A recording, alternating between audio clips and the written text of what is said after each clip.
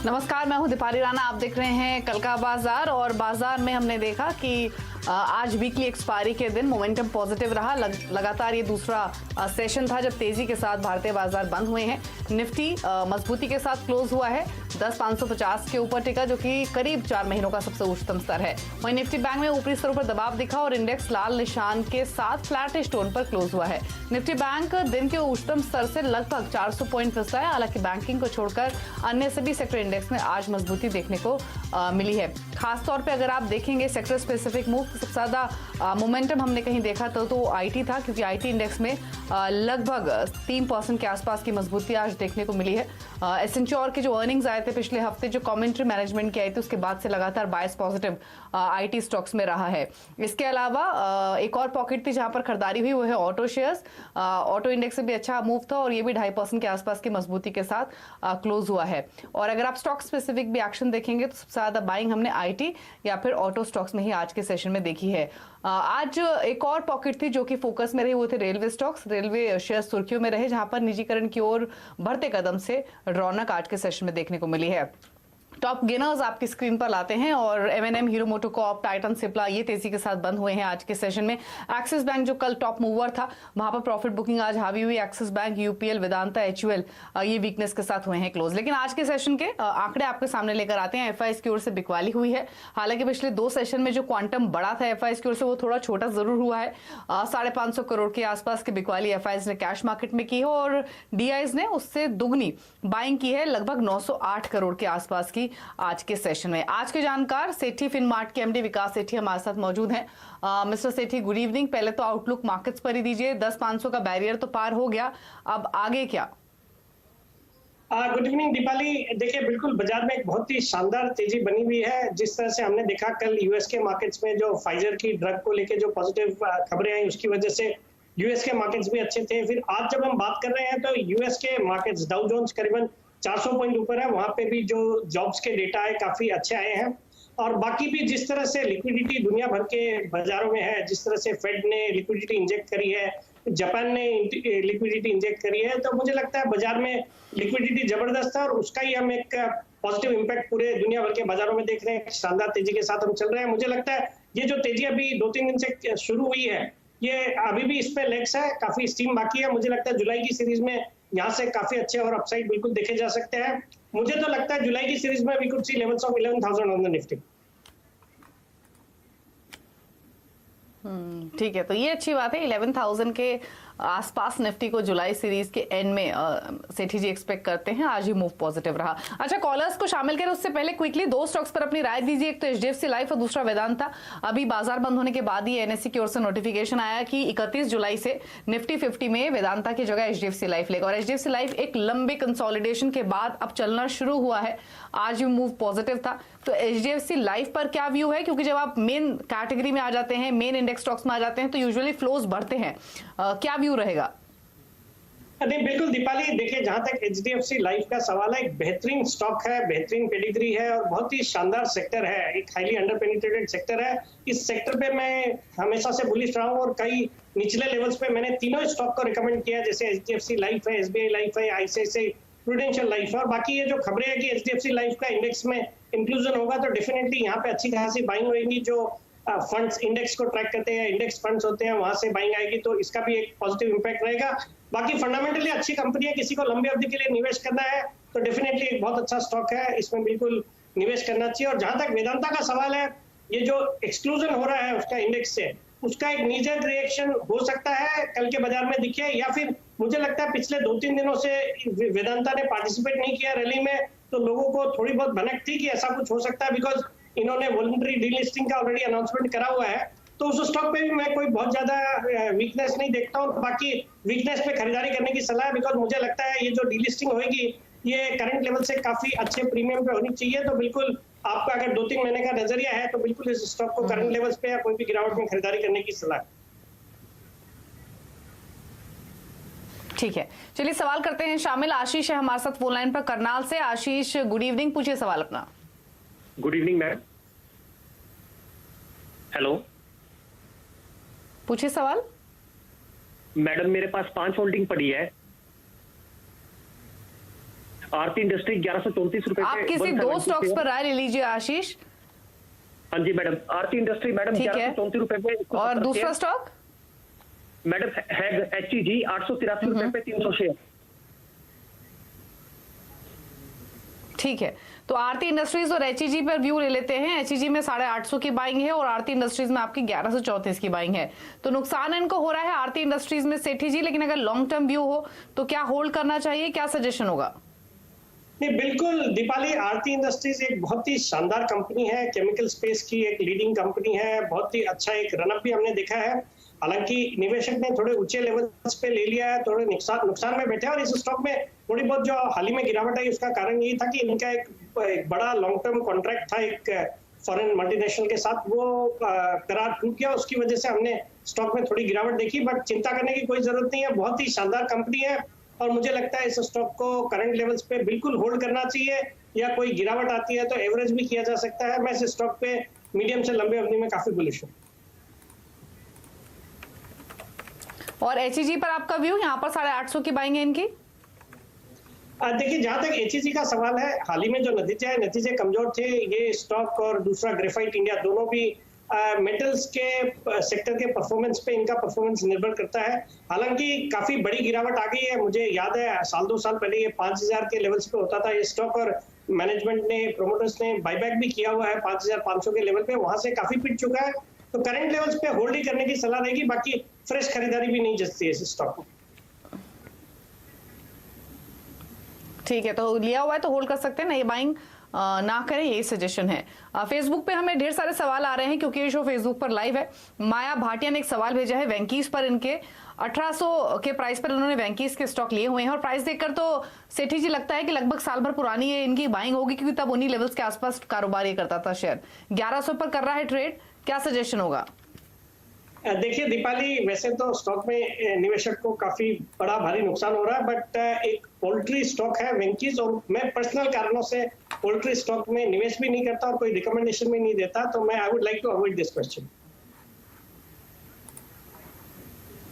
ठीक है, मनीष है हमारे साथ फोन लाइन पर अहमदाबाद से। मनीष जी नमस्कार, पूछिए सवाल।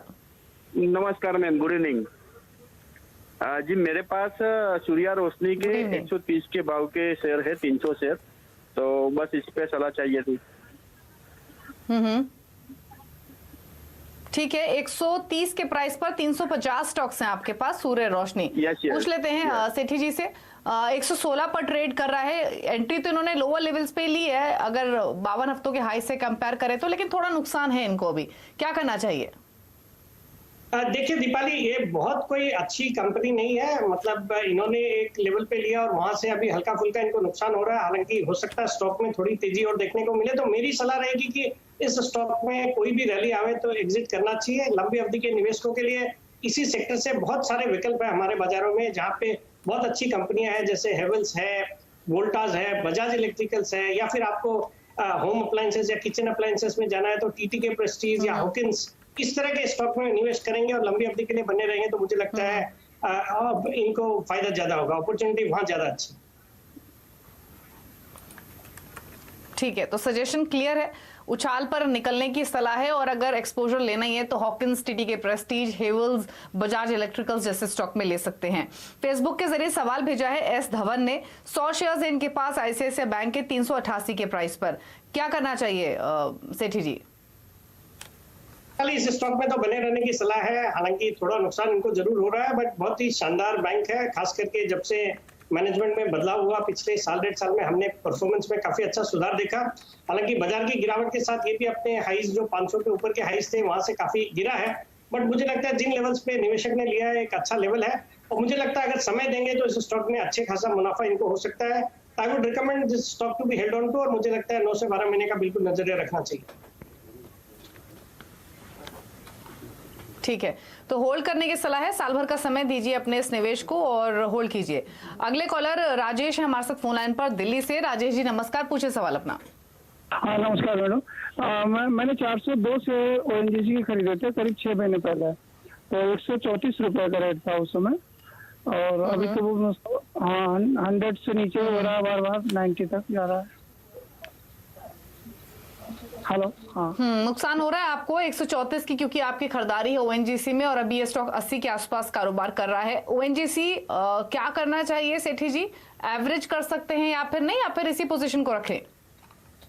देखिए दीपाली, ये जो स्टॉक है काफी बड़ा एक डिसअपॉइंटमेंट इस स्टॉक से हुआ है निवेशकों को। एक बहुत अच्छी कंपनी मानी जाती थी, बहुत अच्छी बैलेंस शीट थी, बट मुझे लगता है काफी डिटेरियोरेट हुई है बैलेंस शीट। और जिस तरह से क्रूड के दामों में गिरावट हुई है, जो हमने हाल ही के नतीजों में भी देखा, इन्वेंट्री लॉसेस काफी बढ़े हुए हैं और मुझे लगता है क्रूड के दामों में बहुत जल्दी कोई बहुत बड़ी तेजी आने की संभावना भी नहीं है।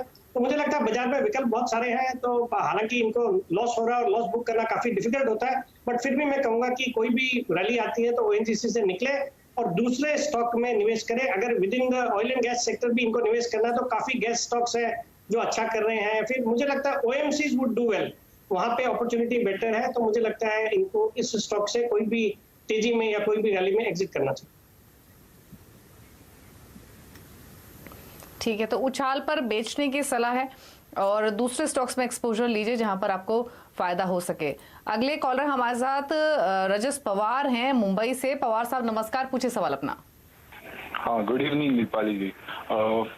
मेरे पास अदानी एंटरप्राइजेस के 100 शेयर्स है एट द रेट ऑफ 166.10।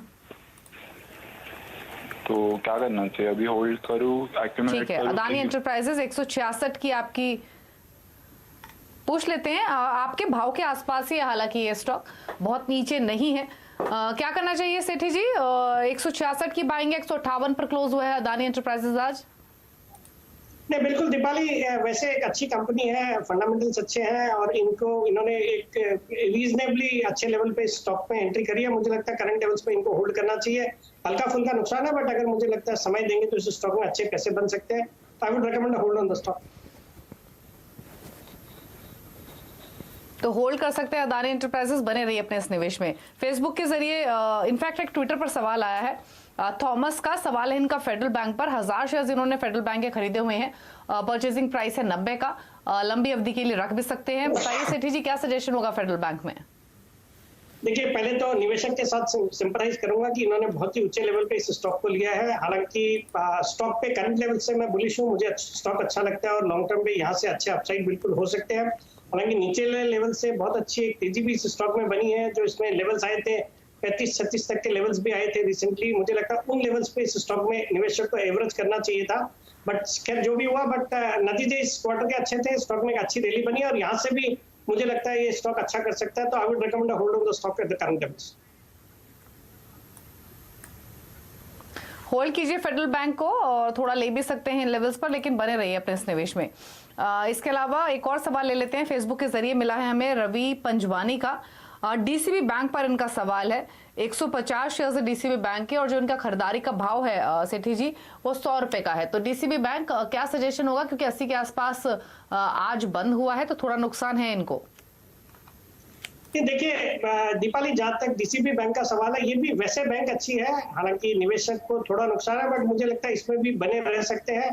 बाकी अगर वो चाहे तो जो दूसरी जो दिग्गज प्राइवेट सेक्टर बैंक है, जैसे अभी थोड़ी देर पहले आपने चर्चा करी थी आईसीआईसीआई बैंक की या फिर कोटक बैंक जैसा बैंक है, इन सब स्टॉक्स में निवेश करेंगे और लंबी अवधि के लिए बने रहेंगे तो मुझे लगता है कि इनको फायदा वहां पे ज्यादा होगा। तो he has to take a call, but मुझे लगता है डीसीबी बैंक में भी करंट लेवल्स पे बने रह सकते हैं। इनके भाव आए तो उनमें निकल के ये जो अच्छी क्वालिटी के प्राइवेट सेक्टर बैंक्स है, जो फ्रंटलाइन बैंक्स है, उनमें निवेश करेंगे तो ज्यादा अच्छा रहेगा।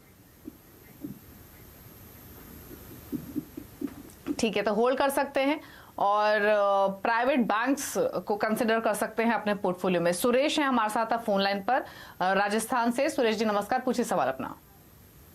नमस्कार मैम। हेलो, नमस्ते, पूछिए क्या सवाल है आपका? मैम मेरा सवाल ये है कि मैंने जीआईसी हाउसिंग फाइनेंस के अंदर मेरे 200 शेयर 99 पे बाय कर रखे हैं और दूसरा एक्सिस बैंक में 424 के ऊपर 200 शेयर बाय कर रखे हैं, तो क्या सलाह है इनकी? ठीक है, तो 99 के प्राइस पर जीआईसी हाउसिंग है और 430 के आसपास की खरीदारी है एक्सिस बैंक में। दोनों स्टॉक्स इनके भाव के आसपास है, क्या करना चाहिए सेठी जी? देखिए दीपाली, जहां तक जीआईसी हाउसिंग फाइनेंस का सवाल है, एक करंट मार्केट प्राइस के आसपास ही इन्होंने खरीदा हुआ है। मुझे लगता है इस स्टॉक में भी करंट लेवल्स पे बिल्कुल बने रह सकते हैं। बाकी वैसे हाउसिंग फाइनेंस में अगर मेरी पर्सनल ओपिनियन ले, अगर किसी को फ्रेश खरीदारी करनी हो तो मुझे लगता है one has to go with only HDFC और LIC हाउसिंग फाइनेंस। बाकी इसमें इन्होंने निवेश किया हुआ तो मुझे लगता है बने रह सकते हैं, यहाँ से अपसाइड बिल्कुल आ सकते हैं आने वाले दिनों में। और दूसरा, एक्सिस बैंक एक अच्छी क्वालिटी का बैंक है, मुझे लगता है आज ही इन्होंने कुछ फंड्स रेज करने के लिए भी इनका आज फंड्स रेज हुआ है। मुझे लगता है ये बैंक भी करंट लेवल से अच्छा कर सकता है। और with in the private sector banking space अगर आप ऑर्डर देखेंगे तो HDFC बैंक, फिर ICICI बैंक, फिर कोटक और उसके बाद एक्सिस बैंक ही मुझे पसंद आता है। मुझे लगता है इस स्टॉक में भी बिल्कुल बने रह सकते हैं। ठीक है, तो होल्ड कर सकते हैं दोनों ही शेयर्स। GIC हाउसिंग और ऊपर जा सकता है, लेकिन कन्विक्शन ज्यादा जो है सेठी जी का वो HDFC या फिर LIC हाउसिंग के साथ है। फेसबुक के जरिए सौरभ शिवहरे एक सवाल भेज रहे हैं। HUL पर 150 शेयर्स है 2328 के प्राइस पर, जानना चाहते हैं कि क्या करना चाहिए इनको। तो क्वांटिटी ठीक ठाक है इनके पास, सेठी जी क्या करें अभी? देखिए, वैसे एक बेहतरीन कंपनी है, बट हर कंपनी एक प्राइस पे, एक वैल्यूएशन पे अच्छी होती है। इस स्टॉक के भी वैल्यूएशन बहुत सस्ते नहीं है और इन्होंने जिन लेवल्स पे लिया वहां से थोड़े नुकसान में बैठे हैं। बट मुझे लगता है अगर ये स्टॉक में एक लॉन्ग टर्म का इन्होंने निवेश किया है तब तो कोई चिंता करने की जरूरत नहीं है। ये स्टॉक डेफिनेटली अच्छा परफॉर्म करता रहेगा आने वाले 2 साल 5 साल भी, तो उस लिहाज से इस स्टॉक में बिल्कुल बने रहने की सलाह रहेगी। बट अगर वैल्यूएशन का ज्यादा कंफर्ट मुझे इन लेवल्स पे ITC में आता है, मुझे लगता है ITC में यहाँ से ज्यादा अच्छी तेजी बन सकती है। तो it would be his call, if you wants he can book losses in HUL and switch to an ITC, और उसमें फिर लॉन्ग हॉल के लिए रहेंगे तो मुझे लगता है कंपैरेटिवली उनको ज्यादा रिटर्न्स मिल सकते हैं। तो HUL से एग्जिट करके ITC में पोजीशन ले सकते हैं, पॉसिबिलिटी यहाँ पर रिटर्न्स की ज्यादा है। संदीप यादव ने फेसबुक के जरिए सवाल भेजा HCL टेक पर। 450 शेयर्स इनके पास HCL टेक्नोलॉजीज के, परचेजिंग प्राइस है 558 का। इनके भाव के आसपास ये स्टॉक फिलहाल कारोबार भी कर रहा है, क्या करना चाहिए? दीपाली, मैं स्टॉक का नाम नहीं सुन पाया, could you please repeat? HCL tech. HCL tech शानदार कंपनी है, IT स्पेस की अग्रणी जो 4-5 कंपनियां उनमें से एक है। डेफिनेटली ये स्टॉक में होल्ड करना चाहिए, कोई भी गिरावट में भी खरीदारी करने की सलाह रहेगी। बहुत ही अच्छी कंपनी है और मुझे लगता है करंट लेवल से बहुत अच्छे अपसाइड आने वाले साल भर में इस स्टॉक में देखे जा सकते हैं। तो I don't think the investor needs to do anything, just hold the stock and sit tight. ठीक है, चलिए, तो सजेशन आपको मिला है, उस हिसाब से आप स्ट्रैटेजी ले सकते हैं, लेकिन फिलहाल आप बने रहिए। एक ब्रेक के लिए यहाँ पर रुक रहे हैं, लौटेंगे तो कुछ और सवालों करेंगे शामिल। आप देखते रहिए कल का बाजार।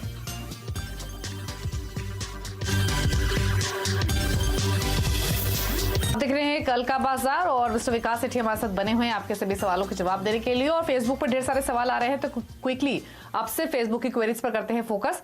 वैभव श्रीवास्तव ने एक सवाल भेजा है साउथ इंडियन बैंक पर। 8000 शेयर्स इनके पास, खरीद भाव है इनका लगभग 9 रुपए का। क्या करना चाहिए सेठी जी? देखिए, अगेन ये कोई स्टॉक इन्वेस्टमेंट ग्रेड का स्टॉक नहीं है। हालांकि इनके भाव 9 रुपए में इन्होंने लिया, 8 रुपए के आसपास का भाव है। मुझे लगता है इनको इंतजार करना चाहिए, जैसे इनके भाव आते हैं मेरी तो इसमें से निकलने की सलाह रहेगी। बाकी लॉन्ग टर्म के लिहाज से even with in the banking space काफी सारे विकल्प है, जिसकी हमने थोड़ी देर पहले चर्चा भी करी थी। मुझे लगता है उन तरह के बैंकों में अगर लंबी अवधि के लिए निवेश करके बैठेंगे तो फिर ज्यादा अच्छे रिटर्न्स इनको over a longer period of time मिलेंगे। तो I would My advice would be on that line. आपके भाव के आसपास पहुंचे तो निकलिए, साउथ इंडियन बैंक से ये सजेशन है। अंजलि शर्मा ने एक सवाल भेजा है फेसबुक पर। HPCL के 200 शेयर्स इन्होंने खरीदे हुए 217 के भाव पर, क्या करना चाहिए? देखिए, अभी थोड़ी देर पहले भी मैं जिक्र कर रहा था जब ONGC पे सवाल था कि मुझे OMCs पसंद आते हैं करंट लेवल्स पे, बिकॉज एक तो क्रूड के दामों में अच्छी खासी गिरावट आई हुई है और दूसरा जिस तरह से ये अनलॉक 2.0 होने के बाद पेट्रोल और डीजल की जो डिमांड है वो काफी एक नॉर्मल लेवल के आसपास आ गई है। और फिर इन्होंने पिछले 15 दिनों में हमने देखा जितने भी OMCs है उन्होंने पेट्रोल और डीजल के प्राइसेस बढ़ाए हैं। तो इन सबको देखते हुए और करंट वैल्यूएशन को देखते हुए मुझे HPCL करंट लेवल्स पे अच्छा लगता है, यहाँ से अच्छे अपसाइड हो सकते हैं। तो आई would recommend hold on the stock. Hold करने की सलाह है। इसके अलावा एक और सवाल है NS शाखा बड़ौदा से। ओमैक्स पर इनका सवाल है 32 शेयर्स इन्होंने IPO के भाव पर लिए हुए हैं, जो कि 312 का है। तो काफी पुरानी होल्डिंग इनकी ओमैक्स में। और इंपॉर्टेंट ये है सेठी जी कि ये महज 3 से 4 सेशन में आधा हो चुका है स्टॉक। 222 से सीधे 114 लो, लगातार लोअर सर्किट। नहीं, बिल्कुल दीपाली, इस तरह के स्टॉक से निवेशकों को बिल्कुल बच के रहना चाहिए। पहले हमने देखा कंटिन्यूअसली 1 महीने तक इसमें ऊपरी लेवल पे चल रहा था स्टॉक, और फिर अचानक से 4-5 दिन से लोअर सर्किट लग रहे हैं और स्टॉक आधा हो गया है। मुझे लगता है इस तरह के स्टॉक में अब तो चूंकि लोअर सर्किट लग रहे हैं तो इनको बेचने का भी मौका नहीं मिलेगा, बट जब कभी भी ये सर्किट खुलता है इस तरह के स्टॉक से बिल्कुल निकल जाने की सलाह रहेगी और अच्छे क्वालिटी स्टॉक में निवेशित रहेंगे तो अच्छा रहेगा। ठीक है, तो जैसी सर्किट खुले इस स्टॉक से निकलिए, अच्छे क्वालिटी स्टॉक्स में निवेश करिए जहां पर आपके नुकसान की भरपाई हो सके। अजय गायकवाड़ ने एक सवाल भेजा है, BEML पर 635 के भाव पर 100 शेयर्स इन्होंने लिए हुए हैं, रख सकते हैं, होल्ड करना चाहिए BEML या कोई और व्यू है?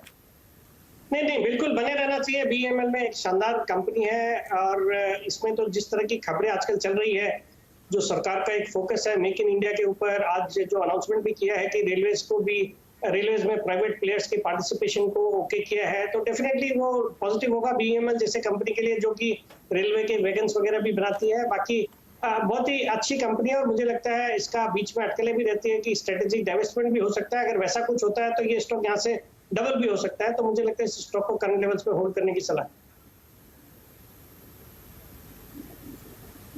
ठीक है, तो होल्ड करने की सलाह है BEML। अश्वनी मनोचा ने एक सवाल भेजा है फेसबुक पर, इंजीनियर्स इंडिया लिमिटेड पर 250 शेयर्स इन्होंने खरीदे हुए हैं EIL के, और जो इनका परचेसिंग प्राइस है वो है 76 रुपए 30 पैसे के आसपास का, तो इनके भाव से 3 रुपए नीचे है ये स्टॉक, क्या सजेशन होगा? नहीं, अगेन दीपाली एक शानदार कंपनी है, पब्लिक सेक्टर स्पेस की कंपनी है, फंडामेंटल्स अच्छे हैं, स्टॉक एक पिटे हुए लेवल्स पे ट्रेड करता है। मुझे लगता है अगर लंबी अवधि का नजरिया है तो इस स्टॉक में भी बिल्कुल बने रहना चाहिए। और ये जो भी डेवलपमेंट हो रहे हैं रेलवेज को लेके, रेलवेज में जो इन्वेस्टमेंट होंगे, प्लस आपके कैपेक्स भी जो प्राइवेट कंपनीज करेंगी और डिफेंस से रिलेटेड भी, मुझे लगता है ये कंपनी सबकी मेजर बेनिफिशियरी होगी, तो मुझे लगता है इस स्टॉक में बिल्कुल बने रहना चाहिए। रुबीना ने एक सवाल भेजा है ट्विटर पर, 10 शेयर्स इन्होंने खरीदे हुए हैं बेयर क्रॉप साइंस के 5500 के प्राइस पर, हालांकि ऊपर लिया इन्होंने ये स्टॉक सेठी जी, क्योंकि अगर आप पिछले 3 महीने की परफॉर्मेंस देखेंगे अप्रैल ऑनवर्ड्स, तो 70-75% ये स्टॉक चला है। अभी भी इनको 600-700 रुपए का मुनाफा हो रहा है इस लेवल पर एंट्री लेने के बावजूद भी, क्या करना चाहिए? देखिए, वैसे वैल्यूएशन के लिहाज से स्टॉक महंगा लगेगा, बट एक बहुत ही क्वालिटी MNC कंपनी है और एक क्रॉप केयर के सेक्टर पे एक लीडिंग कंपनी है। मैं इस स्टॉक पे बहुत ही बुलिश हूँ। हालांकि रिसेंटली एक अच्छा खासा रनअप हो गया है, बट फिर भी मैं कहूंगा कि इस स्टॉक में ट्रेडिंग पॉइंट ऑफ व्यू से नहीं देखे, इसमें बिल्कुल बने रहने की सलाह है। मुझे लगता है आने वाले 2-3 साल तक स्टॉक को छेड़ना नहीं चाहिए और बिल्कुल बने रहना चाहिए। संक्षेप में एक सवाल और ले लेते हैं। ट्विटर पर अविनाश ने सवाल भेजा है, सुमितोमो केमिकल 280 पर इन्होंने बाय किया है, 1 साल का व्यू है। अगेन बेयर क्रॉप साइंस की पेडिग्री वाला ही ये स्टॉक है, काफी चला भी और OFS की खबर के बाद करेक्ट भी हो चुका है, क्या सजेशन होगा इनके लिए? नहीं, ये भी शानदार कंपनी है जो कि एग्री थीम पे फोकस्ड है। मुझे लगता है ये कंपनी को भी बिल्कुल एक लॉन्ग टर्म पोर्टफोलियो का हिस्सा बना के बिल्कुल रखना चाहिए। स्टॉक पे मैं बुलिश हूँ और होल्ड करने की सलाह रहेगी।